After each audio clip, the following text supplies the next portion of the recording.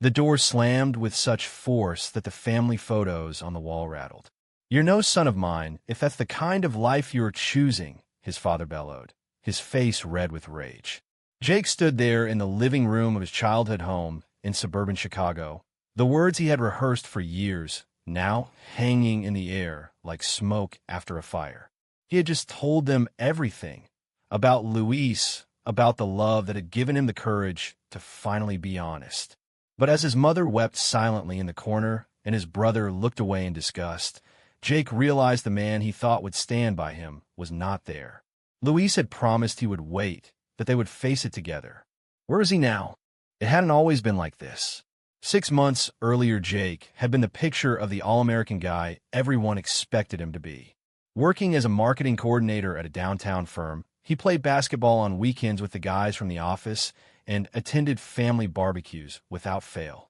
No one suspected the secret he carried the way his heart raced, not for the girls his mother tried to set him up with, but for something deeper, something he had buried since high school.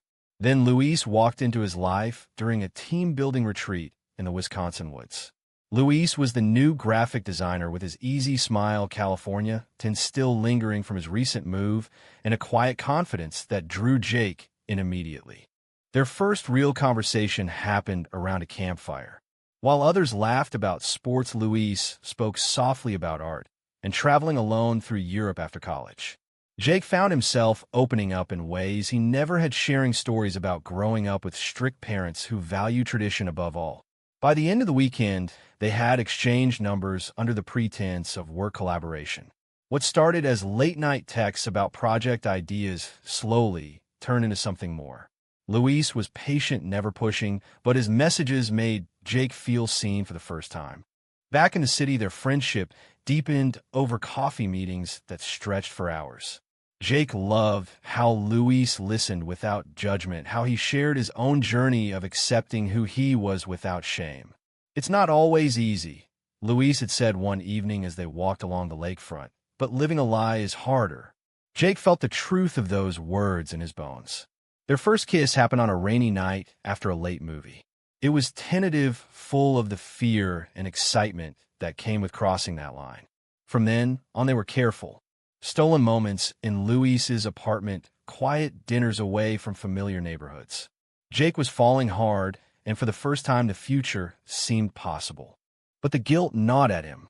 Every Sunday dinner with his family, where his father talked about grandkids and carrying on the family name, made the secret heavier. His brother Mike would joke about Jake needing to find a good woman. The pressure built until Jake couldn't breathe. Luis noticed the change. "You don't have to do this alone," he said during one of their late-night talks. "When you're ready, I'll be right there." Those words gave Jake the strength he needed. He planned the conversation for weeks, imagining his parents' initial shock, but eventual acceptance. Luis had even helped him practice. "They love you," Luis reassured him. "It might take time, but they'll come around." The day arrived on a crisp autumn afternoon. Jake drove to his parents' house with his heart pounding. He asked them to sit down in the living room, the same room where he had opened Christmas presents as a kid. "Mom, Dad, there's something I need to tell you. I'm gay, and I've met someone. His name is Luis, and he's important to me." The silence that followed was deafening. Then came the explosion.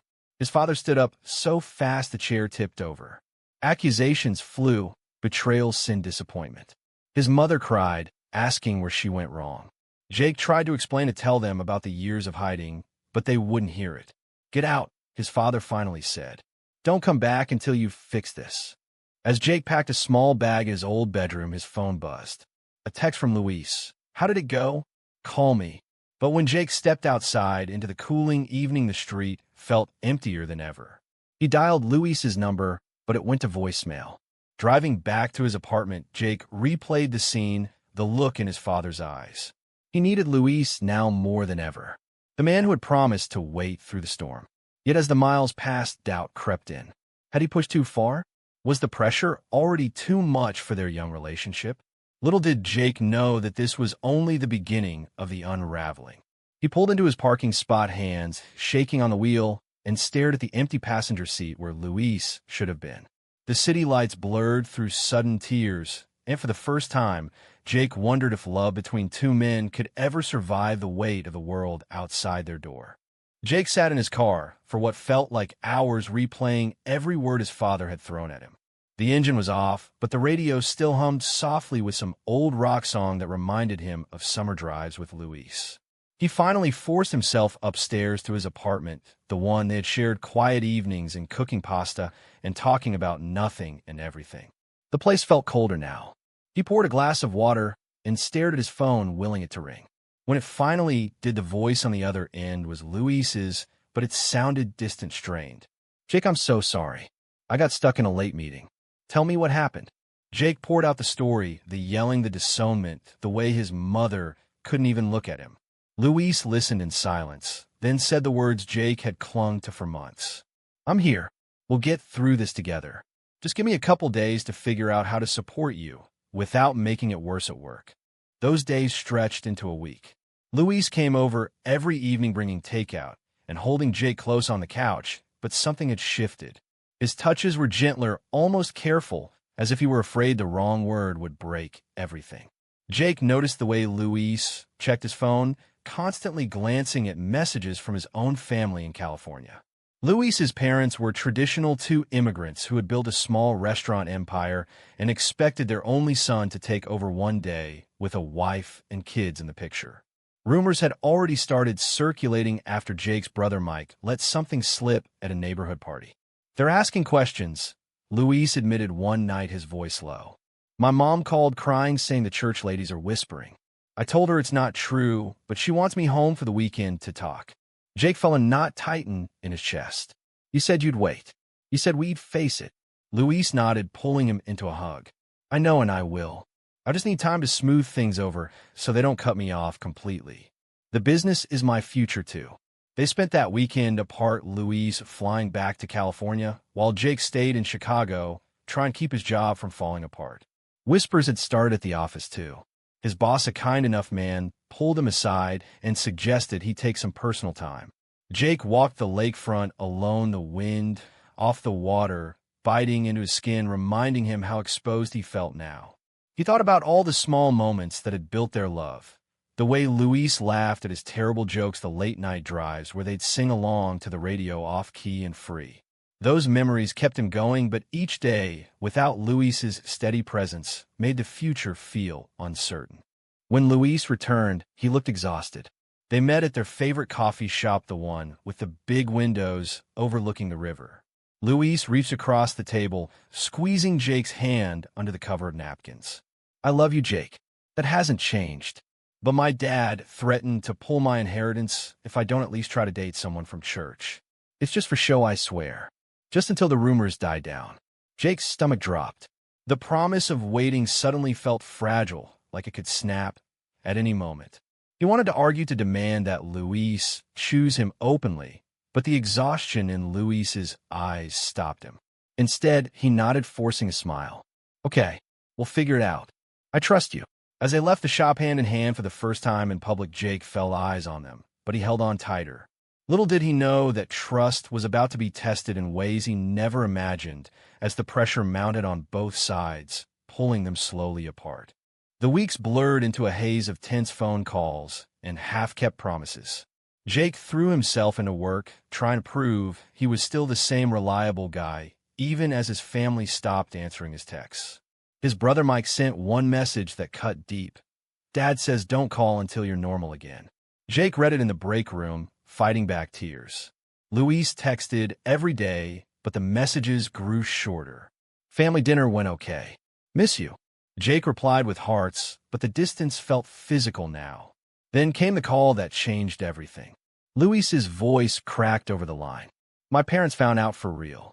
Someone from church saw us at the park last month. They're giving me an ultimatum. Come home and start seeing this girl they know, or lose my place in the business." "Jake, I don't know what to do.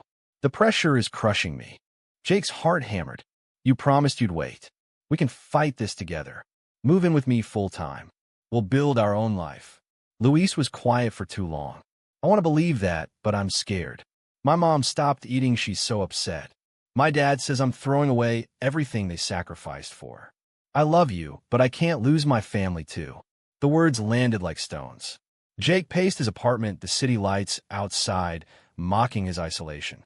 He remembered the night Luis had first said those 3 words under the stars at a rooftop party. "I'll always choose us," he had whispered. Now that promise felt like a distant echo. The next morning, Jake showed up at Luis's apartment unannounced. Luis opened the door, eyes red from lack of sleep. They talked for hours, sitting on the floor, surrounded by half-packed boxes, because Luis was thinking about moving back to California. Jake poured out his fears the nights. He cried alone the way coming out had left him untethered. Luis listened, holding his hands, but when Jake asked him to stay, the answer was soft and devastating. "I need space to figure out who I am without all this pressure." Maybe we rushed into telling everyone. Maybe I wasn't ready. Jake left that night feeling hollow. He booked a one-way ticket to New York City the next day, accepting a job offer from an old college friend who ran a small publishing house. As the plane lifted off, he stared out the window, watching Chicago shrink below. Luis had promised to wait, but the weight of family expectations had proven heavier than their love. Jake didn't know if he would ever feel whole again, but he knew he had to try. In New York, the noise of the city wrapped around him like a new skin. He found a tiny studio in Brooklyn and started therapy with a kind counselor who specialized in identity and family estrangement. Slowly, the pieces of himself he had hidden began to surface. He joined a weekend hiking group for LGBTQ men, where he met people who understood without judgment. For the first time, Jake talked openly about Luis, about the promise, and the betrayal that wasn't quite betrayal, but felt like one anyway. He chose survival. His new friend Marcus said one evening over coffee, "That doesn't make you unworthy. It just means the world wasn't ready for both of you at the same time." Jake nodded, but the ache remained a quiet companion through long workdays and even longer nights. Months passed, and Jake's life in New York took shape in ways he never expected. He threw himself into writing freelance articles about mental health and identity, publishing his first piece about coming out in a conservative family. Readers wrote in sharing their own stories, and for the first time, Jake felt less alone. His boss noticed the change, promoting him to assistant editor. Yet every time his phone buzzed with an unknown number, he hoped it was Luis. It never was. Then one rainy afternoon, a text came through from an old mutual friend. "Heard Luis is engaged to that girl from his parents' church." "Sorry, man." Jake stared at the screen, the words blurring. Engaged. The man who had sworn to wait had folded under the pressure and chosen the path everyone expected. Jake dropped his phone and walked out into the rain, letting it mix with the tears he couldn't hold back anymore. He called Marcus that night, voice raw. "I believed him. I trusted he would wait until we could build something real." Marcus listened, then said gently, "You did everything right, Jake. His choice was about his fear, not your worth." The conversation lasted hours, and by the end, Jake made a decision. He wouldn't chase anymore. Instead, he focused on healing, attending support groups, volunteering at a youth center for LGBTQ teens. He even reached out to his mother with a careful letter explaining his truth without demanding acceptance. She replied weeks later, a short note, saying she missed him but needed more time. It wasn't much, but it was something. Across the country, Luis sat in his parents' restaurant in California, staring at the engagement ring on the table. The girl his family had chosen was kind, smart, even funny, but every time he looked at her, he saw Jake's face the way he smiled when they talked about dreams. The pressure had been relentless. Daily calls from relatives, church leaders reminding him of duty, tradition, legacy. He had caved, telling himself it was temporary, that he could still love Jake in secret. But secrets had a way of poisoning everything. He thought about calling Jake 100 times, but the shame kept him silent. "You made your bed," his father said one night. "Now lie in it." Luis nodded, but inside he was breaking. The man he had promised to wait for was slipping further away, and the choice he made to survive was costing him his soul. Jake's growth continued in small, steady steps. He started dating casually a kind artist named Alex who understood boundaries and never pushed. With Alex, he learned that love didn't have to be hidden or painful. Yet Luis lingered in his thoughts like an unfinished chapter. When an invitation arrived for a mutual friend's wedding back in Chicago, Jake knew he had to go. It was time to face what had broken them. He booked the flight Heart Steady for the first time in over a year. The wedding venue glowed with string lights and laughter, but Jake felt the weight of memories the moment he stepped inside. Old friends hugged him, some whispering they were proud of his courage. Then he saw Luis across the room, standing beside the woman who now wore his ring. Their eyes met, and the years melted away. Luis looked thinner, eyes haunted. During the reception, Luis pulled Jake aside near the garden. "I never stopped thinking about you," he said, voice barely above a whisper. "Every day, I regretted not being stronger. The pressure from my family, my job, the fear of losing everything, it broke me. I thought walking away would protect us both, but it only hurt you more." Jake listened, the anger he had carried softening into something gentler. "I trusted you would wait. I came out believing we were in it together. But I get now. We were both scared, just in different ways." They talked for hours, sitting on a stone bench away from the music. Luis admitted the engagement was a shield, not a choice of love. Jake shared his new life in New York, the friends who had become family, the version of himself he had finally embraced. No yelling, no accusations, just two men laying bare the choices that had shaped them. When the night ended, Luis slipped the ring off his finger and placed it in his pocket. "I can't keep pretending. I need to figure out who I am without the pressure telling me who to be." Jake flew back to New York the next day, lighter than he had felt in months. He didn't know if they would ever be together again, but the conversation had given him closure. Over the following weeks, Luis started therapy, too, reaching out occasionally with updates about his journey. He broke the engagement, quietly facing his parents' disappointment head-on. Jake continued building his career, publishing a short story collection about love, identity, and the courage to choose yourself. Letters from his mother grew longer. She even asked about his life in New York. The family door wasn't fully open, but it had cracked, and that was progress. One crisp fall evening, Jake stood on his Brooklyn rooftop, overlooking the skyline, the same golden light that once lit their Chicago nights. He thought about the boy who had hidden himself and the man who had finally stepped into the light. Luis had taught him what love could be, even if it couldn't survive the storm. The sacrifice, the misunderstanding, the growth. All of it had led him here to a place of quiet strength. He smiled into the wind, grateful for the journey, even the painful parts. The seasons turned again, and Jake found himself back in Chicago for the holidays, this time on his own terms. His mother had invited him for a quiet dinner, just the two of them. They talked for hours about the past, the pain, and the slow steps toward understanding. She didn't fully accept everything yet, but she listened, and that was more than he had dared hope for. Luis texted during the trip a simple message: "I'm proud of you. I'm figuring things out too." They met for coffee one last time, no expectations, just two men who had survived the fire of their choices. Luis looked freer, his smile reaching his eyes again. "Thank you for believing in me, even when I couldn't. I'm sorry I couldn't wait the way you needed, but I'm learning to wait for myself now." Jake nodded, the old wound healed into a scar that no longer ached. They hugged goodbye, knowing their paths might cross again, but they no longer defined each other. Back in New York, Jake walked through Central Park, the same park where he and Luis had once dreamed aloud. The city buzzed around him, alive with possibility. He had friends, a career, a version of family that chose him every day. The boy who once feared rejection had become the man who chose authenticity. Luis's choice under pressure had forced Jake to discover his own strength, and in the end, that was the greatest gift. Life moved forward, not in straight lines, but in the brave steps taken after every heartbreak. Jake looked up at the bright winter sky and felt peace settle in his chest. The journey had been long and painful, but it had led him home to himself. True or false? Real love between two men should always endure any amount of external pressure, or is walking away sometimes the bravest choice for both people involved?